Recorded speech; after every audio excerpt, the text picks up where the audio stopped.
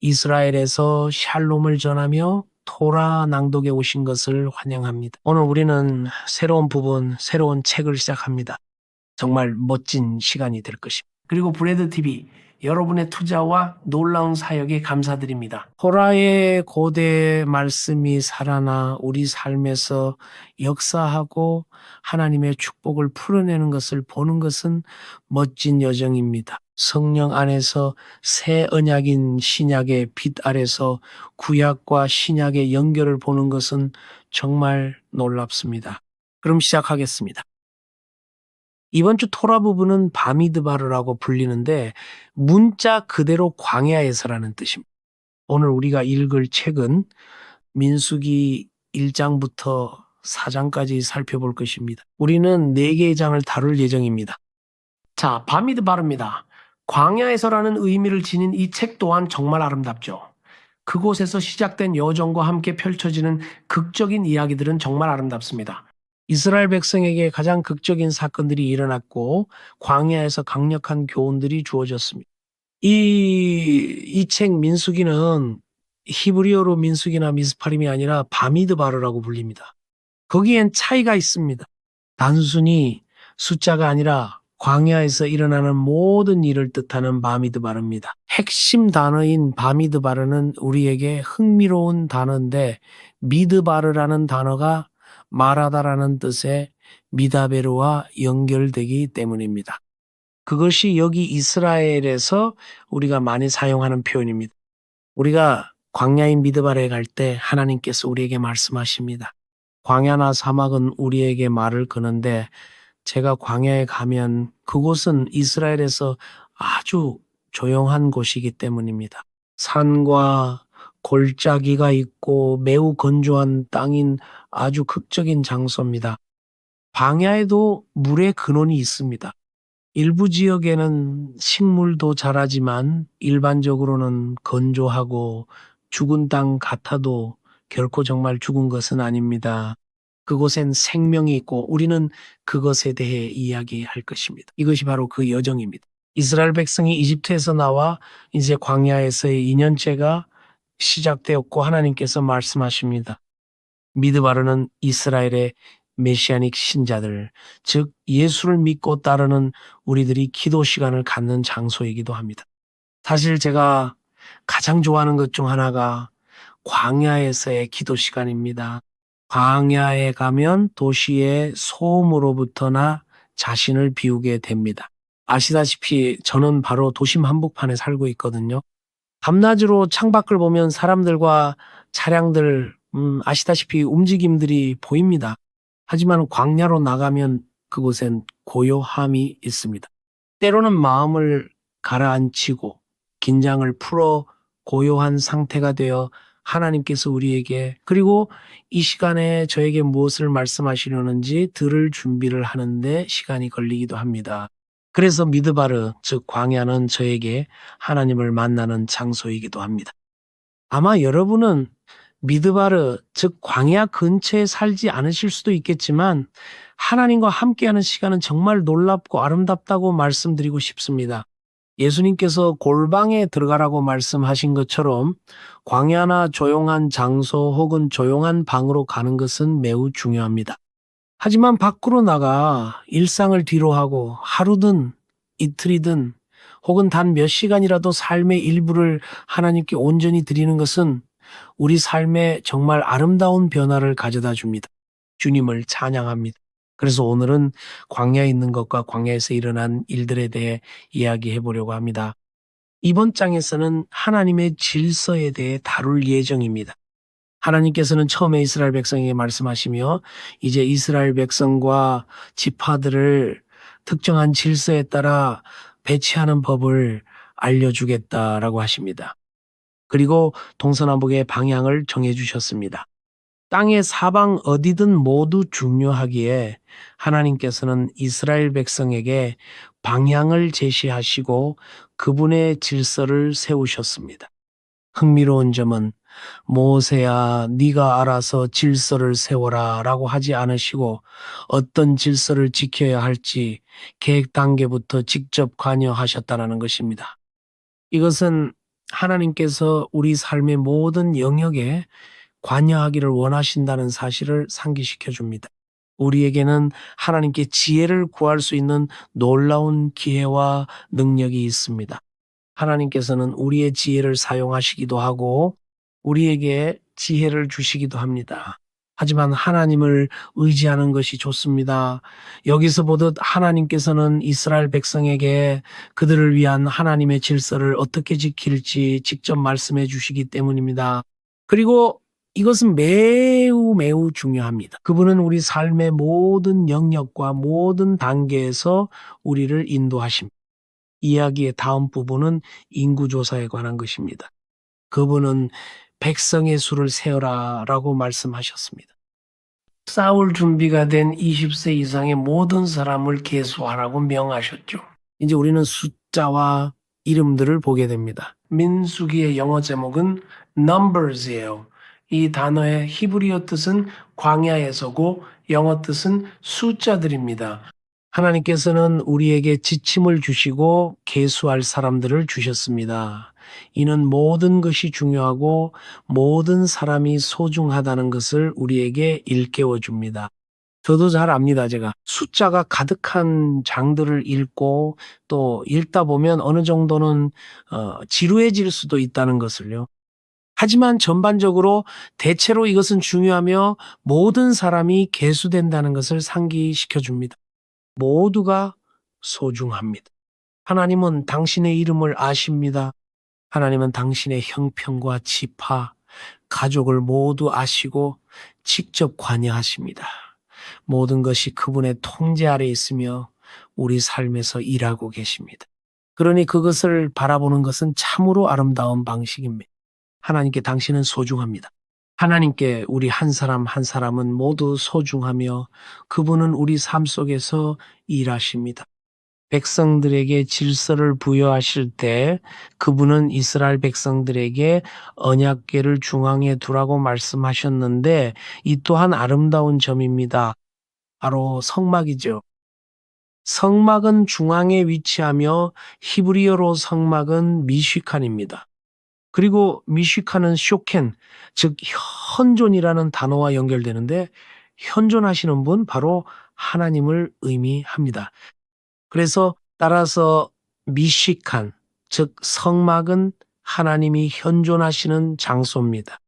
구약 시대 광야에서 하나님이 성막에 임재하셨을 때 그분의 현존은 너무나도 분명했습니다. 기억하시겠지만 낮에 모든 사람이 성막을 바라볼 때 보았던 것은 바로 구름 기둥이었습니다. 밤에는 불 기둥이 미식한 위, 즉 성막 위에 머물러 있었습니다. 그곳은 하나님의 거처입니다. 그리고 미식칸에서 파생된 또 다른 단어가 바로 쉐키나입니다. 아시다시피 쉐키나, 영광의 쉐키나 말입니다. 우리가 쉐키나를 말할 때는 하나님의 임재를 뜻합니다.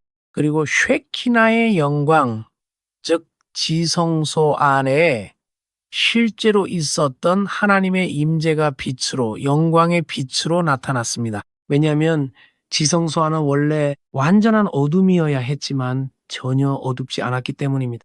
그곳엔 하나님의 초자연적인 빛이 있었습니다. 그래서 지성소에 들어가는 모든 이들, 즉 대제사장이 지성소 중에 지성소에 들어갈 때 그는 그곳에서 하나님의 빛을 보게 됩니다. 빛이 나타났습니다.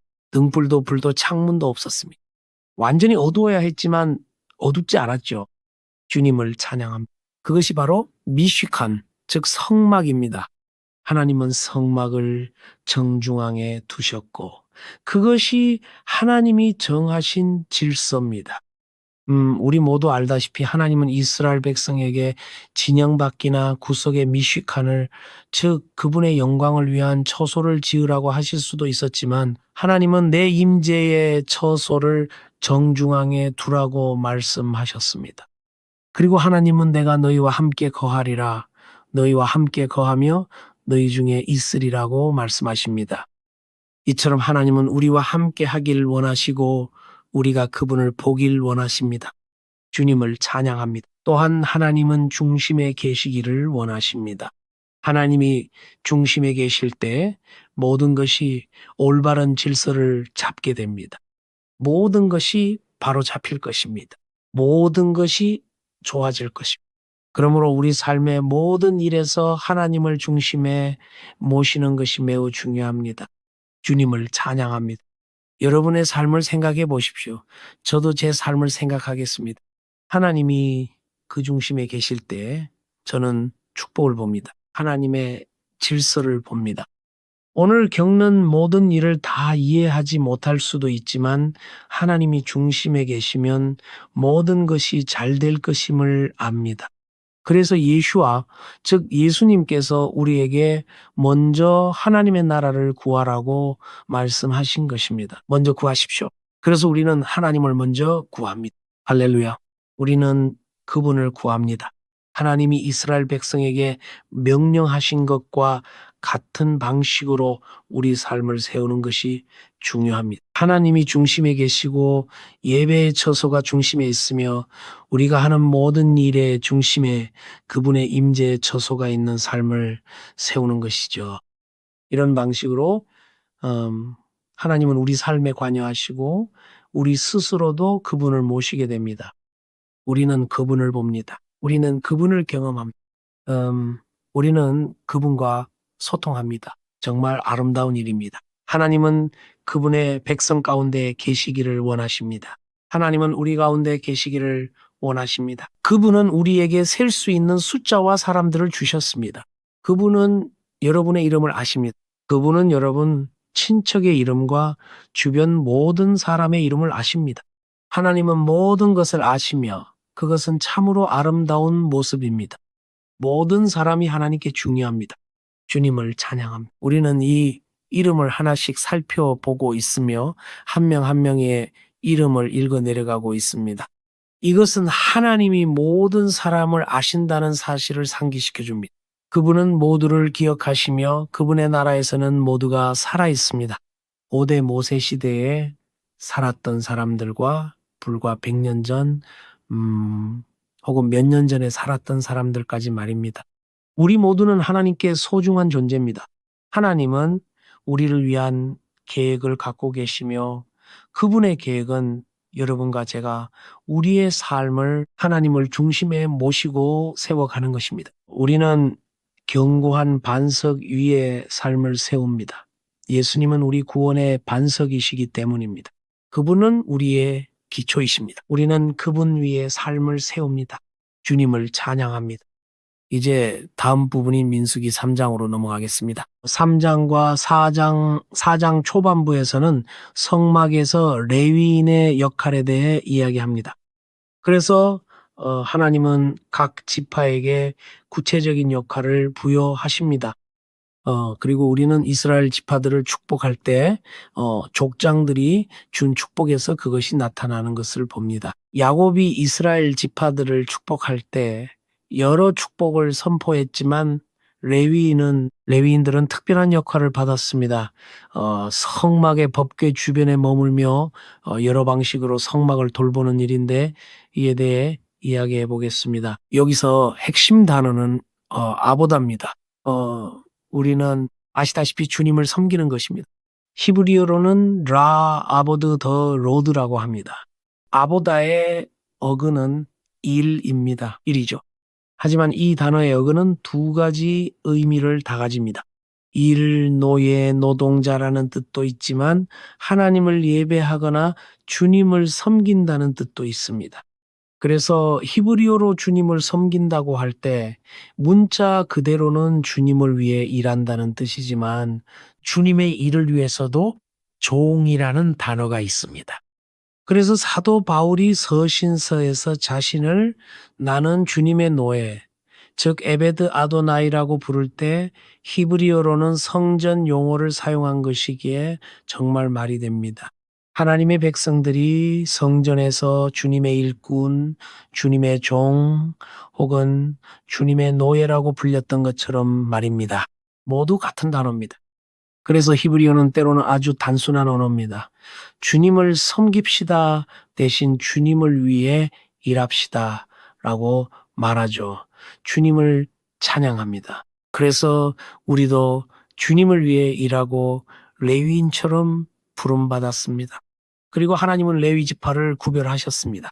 그분은 이스라엘 백성에게 그들은 전쟁에 나가지 않고 싸우지도 않을 것이다. 그들은 성막을 돌볼 것이다. 라고 말씀하셨습니다. 하나님의 임재 안에 머물며 하나님의 모든 봉사를 수행하는 것이 그들의 역할입니다. 우리 또한 항상 그분의 임재 안에 있도록 부름받았으며 그것이 우리의 모습입니다. 신약 성경에서 하나님은 우리를 하나님의 백성, 하나님의 자녀라고 부르실 뿐만 아니라 하나님의 부름을 받은 제사장 나라라고도 부르십니다.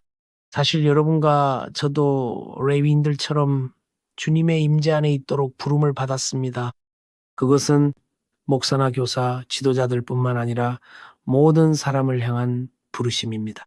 물론 전임 사역의 관점에서는 이야기가 다르겠지만 삶의 방식으로서 우리는 모두 레위인처럼 그분의 임재 안에 머물고 주님을 섬기며 그분의 임재를 모시도록 부름받았습니다.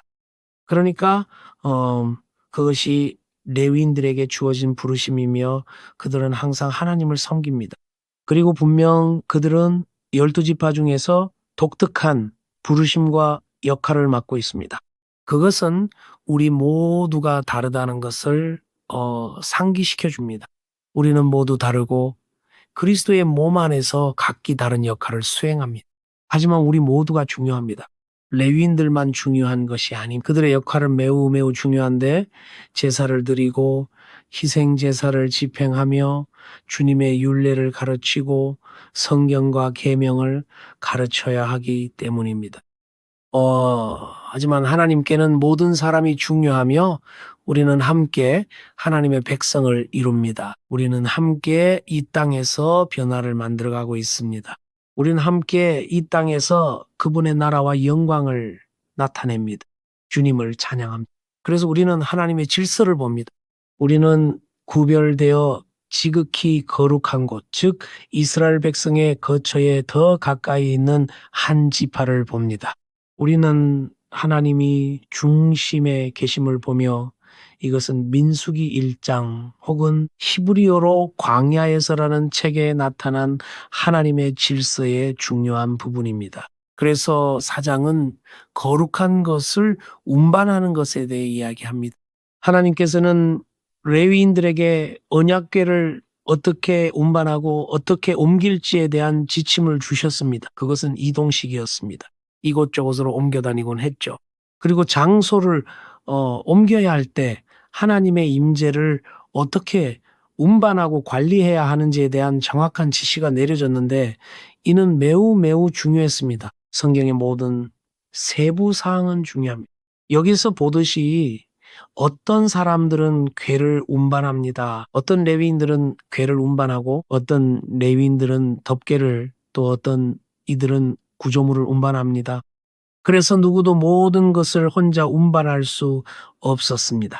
그들은 역할을 나누어야 했습니다.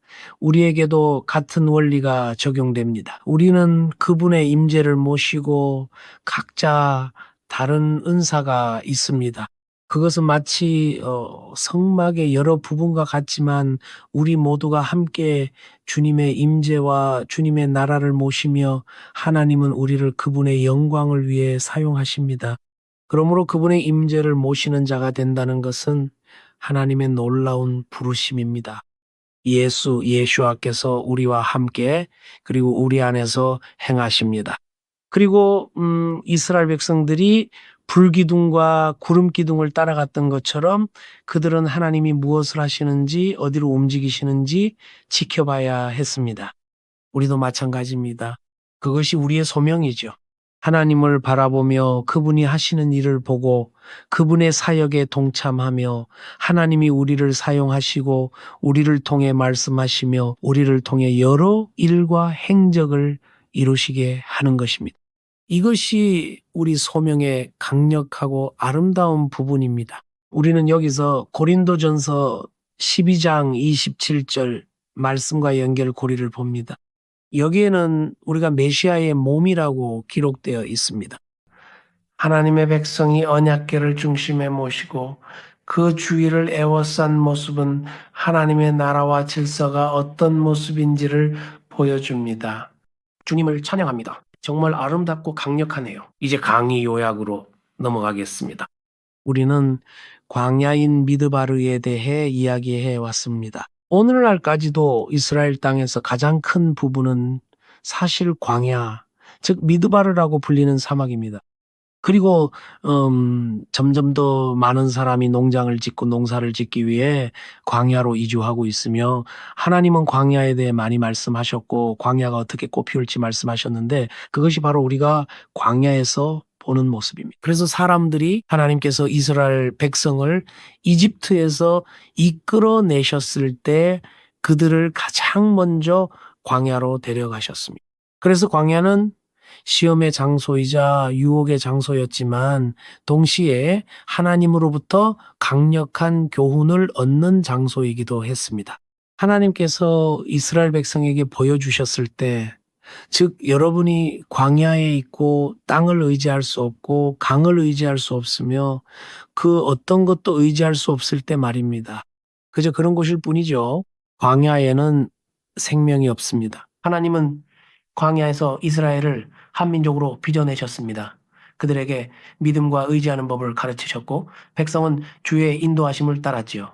그분은 그들을 미래의 전투에 대비시키셨고 온전한 풍요로움에 들어갈 수 있도록 준비시키셨습니다. 하지만 그분은 먼저 광야에서도 살아남을 수 있다는 것을 보여주셨습니다.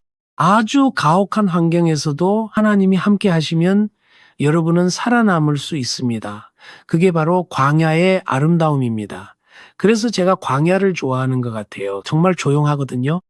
저는 그곳에서 종종 하나님의 음성을 듣습니다. 저는 광야에서 항상 아름다운 경험을 합니다. 그리고 제가 이스라엘의 광야에 있을 때마다 이스라엘 백성들과 하나님의 모든 약속과 기적들이 떠오릅니다. 그래서 우리는 광야에서 매일 하나님의 공급하심이 임하는 것을 봅니다. 그들은 광야에서 하나님의 선하심을 보았습니다. 많은 아이가 태어났고 한 세대 전체가 광야에서 태어났습니다. 누군가 광야로 끌려간다면 푸른 초원을 떠나 저주받은 곳으로 가는 것처럼 보일 겁니다. 그러나 이스라엘에게 광야는 사실 축복이었습니다. 살다 보면 메마른 광야나 유혹의 시기를 지날 때가 있습니다. 하나님은 때때로 그런 고단한 시간을 통해 우리를 가르치시곤 하죠. 물론 그 과정이 결코 쉽지는 않습니다. 하지만 이 또한 축복의 시간입니다. 우리는 광야에서 순종을 배우고 오직 하나님만을 신뢰하는 법을 배우게 됩니다. 오직 하나님만이 도우실 수 있을 때 축복을 볼 수 있기 때문이죠. 주님을 찬양합니다. 말씀드리자면 이스라엘 광야에도 비가 내리는 계절과 겨울철이 있습니다. 그래서 겨울에 제가 광야에 가면 늘 메말라 있던 바로 그곳에서 비록 짧은 기간이지만 초원을 볼 수 있습니다. 축복이 광야를 뒤덮는 것이죠. 현대의 이스라엘 사람들이 광야로 들어가서 땅을 차지하고 일구기 시작하면 광야조차도 결실을 맺게 됩니다. 그 결과로 오늘날 우리는 이스라엘 광야에서 숲을 보게 됩니다. 우리는 이스라엘 광야에서 올리브 과수원이나 올리브 숲을 볼 수 있죠. 광야에 있는 와이너리들도 봅니다. 아시다시피 저는 꿀을 광야에서 사곤 합니다. 네, 실제로 광야의 꽃을 이용해 꿀을 만드는 사람들도 있습니다. 그리고 아시다시피 오늘날 광야의 기적 중 하나는 이스라엘 사람들이 광야에서 실제로 암 치료에 도움이 되는 특정 식물을 발견했다는 사실입니다. 정말 놀랍죠? 광야에는 실제로 생명이 있고 축복을 품고 있는 것입니다. 이제 여러분의 삶, 영적인 삶에 대해 생각해 보십시오. 하나님께서 우리를 힘든 시기로 이끄시거나 그 고난의 시간을 통과하게 하실 때 기억하십시오. 불평할 때가 아니라는 것을요. 좋은 경험만 떠올릴 때가 아니라 배울 때이며 시험을 통과할 때이고 또한 기적과 돌파를 경험할 때입니다. 우리의 삶이 점점 더 강해지고 있기 때문이죠. 그리고 예수님께서 우리에게 놀라운 본을 보여주셨습니다. 침례 후에 하나님은 이스라엘 백성들처럼 예수님을 광야로 이끄셨는데 40년이 아니라 40일 동안이었습니다. 그것은 유혹의 시간이었지만 또한 능력의 시간이기도 했습니다. 그분은 광야에서 사탄을 보셨습니다. 그분은 광야에서 사탄을 만났고 그곳에서 사탄과 맞서 싸우셨지만 또한 광야에서 승리하셨습니다. 그리고 하나님의 천사들이 내려와 광야에서 예수님을 수종드는 것을 보셨습니다. 그것은 모든 계절, 즉 번영과 축복의 시기뿐만 아니라 광야와 같은 힘든 시기에도 우리에게 소망을 줍니다. 우리는 그것들을 우리 삶의 광야로 여겨야 합니다. 결국 돌파구가 생기고 비가 내리고 변화가 찾아올 것이기 때문이죠. 가장 중요한 것은 하나님께서 광야에 있는 우리를 찾아오실 것이라는 점입니다. 그분께서 우리를 광야로 인도하셨고 그분께서 우리를 광야에서 이끌어내실 분이십니다. 주님을 찬양합니다. 광야는 거친 곳이지만 축복의 장소이기도 합니다. 하나님께서 우리 삶에 하시는 일을 생각하면 그렇죠. 이 장에서 하나님이 각 사람을 다 아신다는 것도 이야기했습니다. 그분은 여러분과 여러분이 사랑하는 사람도 아십니다. 그래서 우리는 계속 주님 안에서 기뻐할 수 있습니다. 그분은 여러분의 이름, 주소, 상황, 사랑하는 이들도 아십니다. 그리고 우리를 돌보십니다. 할렐루야. 우리는 그분의 임재가 우리 삶의 중심에 있어야 한다고 이야기를 해왔습니다. 하나님께서 중심에 계실 때 축복이 있고 평안이 있고 기쁨이 있으며 바로 하나님 자신이 임재하십니다. 할렐루야. 주님을 찬양합니다. 자, 사랑하는 친구 여러분, 이 말씀을 끝으로 여러분에게 축복을 빕니다. 그리고 저는 정말 힘든 시기를 겪고 있는 분들, 질병이나 상실, 삶의 시련을 겪으며 하나님의 인도하심이나 주님의 새로운 말씀 혹은 하늘의 도움, 주님의 도움이 필요한 분들을 위해 특별히 기도하고 싶습니다. 그래서 여러분을 격려하고 여러분을 위해 기도하고 싶습니다. 우리는 우리 하나님을 신뢰합니다. 여러분이 나아가고 승리하도록 주님께서 도우시길 간절히 기도합니다. 주님께서 여러분에게 복을 주시고 지켜주시기를, 그리고 광야에서조차 승리와 번영, 축복과 그분의 보호하심을 주시기를 빕니다. 축복과 샬롬을 전합니다.